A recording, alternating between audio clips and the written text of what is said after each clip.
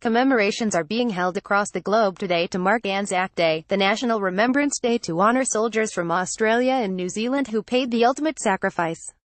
Anzac Day is one of Australia's most important national occasions and is marked on April 25, the day in 1915 when thousands of Australian and New Zealand forces were killed at Gallipoli during World War I. Since 1927, the day has been observed as a public holiday, and in 1942, the first Anzac Day was commemorated at the Australian War Memorial to honour the war dead. The day not only marks the soldiers who lost their lives during World War I but for subsequent wars, including World War II.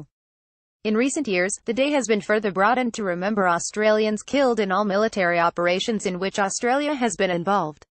Remembrance ceremonies are held across the globe on April 25 at dawn. The poignancy of holding commemorative services at sunrise is to reflect the time of the original landing at Gallipoli.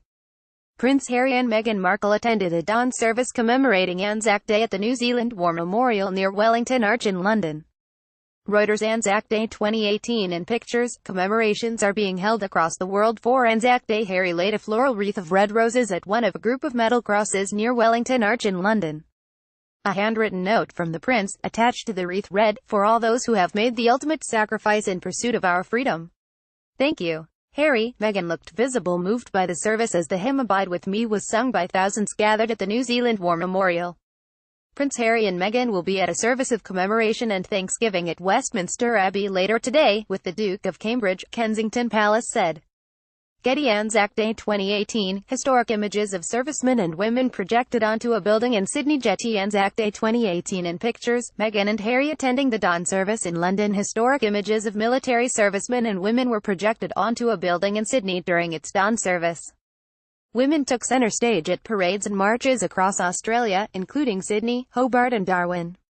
In Canberra, about 38,000 people turned out to attend the dawn service at the Australian War Memorial. Colonel Susan Newhouse delivered the official dawn service address and made special mention of the women who served in Australia's armed forces.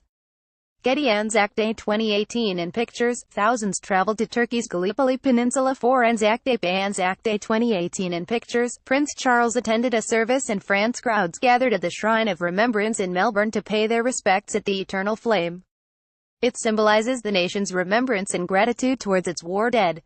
In Turkey, thousands gathered early for the service at Anzac Cove at Gallipoli, where Australian and New Zealand troops landed in 1915 in an attempt to take the Ottoman Empire. Prince Charles visited the Australian National Memorial in the French town of Villers-Bretonneux, near Amiens. Some 2,400 Australians were killed in the battle to recapture the French town.